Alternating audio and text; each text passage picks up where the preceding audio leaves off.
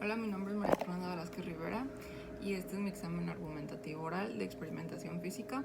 Mi matrícula es A014116654. Pregunta 1. En el experimento de la etapa 1 del vaso de Mariotte, describe cómo se comportaba la velocidad con la que bajaba el nivel de líquido VH después de que el nivel de líquido pasaba la altura del tubo de presión atmosférica, altura H.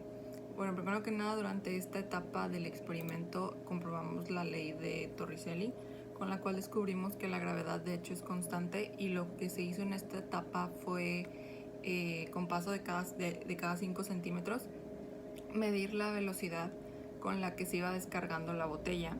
La botella estaba completamente cerrada, no tenía... No miento, creo que estaba abierta, sí, estaba abierta. Y la velocidad era constante debido a que pues, se iba disminuyendo el líquido después de que pasaba la altura del tubo de presión atmosférica. Y ¿qué otra cosa? También lo que hicimos en la etapa 1 fue medir la velocidad con cronómetro así y con el software tracker. Y al momento de realizar ambas cosas pudimos percatarnos de que de hecho la velocidad tanto con el cronómetro como con tracker era muy parecida, debido a que las gráficas salían primero como en forma ascendente, luego eran como lineales y luego eran descendentes. Por lo que, bueno, de hecho la velocidad se podría decir que variaba un poco, y eso fue lo que hicimos en la etapa 1. Ahora, pregunta 2. ¿Cómo podría usted decir que la investigación de un fenómeno físico es confiable? ¿Qué esperaría encontrar en el reporte experimental del artículo que esté investigando? Por ejemplo, si el artículo reporta una masa de 5.123512.584 kilogramos, ¿cree que sea confiable el dato?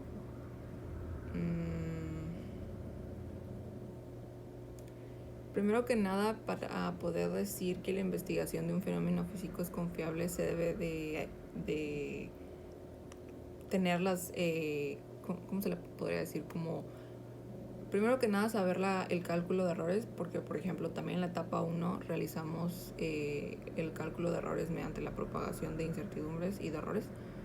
Y si, por ejemplo, si un reporte experimental me dice que una masa es 5.12 y todos los decimales completamente específicos, yo creo y puedo confirmar con lo que hemos visto durante el curso que igual y no sería confiable del todo. ¿Por qué? Porque siempre se tiene que añadir que hay una pequeña cantidad de incertidumbre, porque en todo lo que se mide siempre hay una pequeña cantidad de incertidumbre, debido a que no tenemos siempre el control por ejemplo, si se mide con una regla hay un pequeño espacio al principio, entonces si una persona no se da cuenta o sea, puede ocasionar un error sistemático o un error ahora sí que por no poner atención.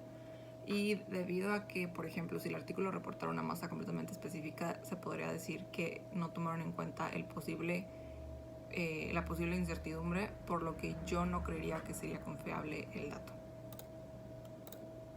Ahora, pregunta 3. Explica el concepto de propagación de errores, los cuales determinaste en tu experimento de vaso de Mariotte en la etapa 2. Bueno, básicamente en la etapa 2 hicimos el cálculo de la gravedad también. Hicimos con todas las mediciones de todas las gráficas en cada nivel. Bueno, se realizaron las gráficas de altura contra tiempo, y con la ecuación con la pendiente, esa era la velocidad. Luego con la tabla de velocidad se hizo un cálculo para determinar la gravedad, y después con una fórmula de gravedad que nos proporcionó el profesor, la cual me parece que era un medio raíz de A in sobre A out y un pequeño detalle más, no recuerdo cuál era, obtuvimos finalmente la gravedad. Y el concepto de propagación de errores básicamente es la incertidumbre que hay en cada medición que se realiza. Por ejemplo, creo que en nuestro caso lo que hicimos fue multiplicar el radio de la incertidumbre en medición directa, y se multiplicó por 2 porque la variable estaba 2 veces en el sistema. Asimismo, la incertidumbre en el nivel H se obtuvo sumando incertidumbres en el área transversal de la botella y en el área transversal, creo que del popote. pero más que nada se iba añadiendo la cantidad de incertidumbre a cada detalle. Y ya finalmente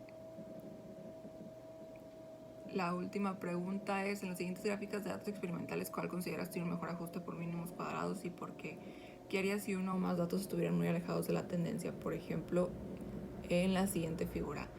Ok, de la primera pregunta, la cual es de las gráficas, considero que la gráfica que tiene mejor ajuste por mínimos cuadrados es la B, debido a que los puntos o los datos experimentales no están tan separados ni tan dispersos, y si tuviera uno o más datos, como en la segunda pregunta, que estuvieran muy alejados, lo que tendría que hacer es ajustar el CD o ajustar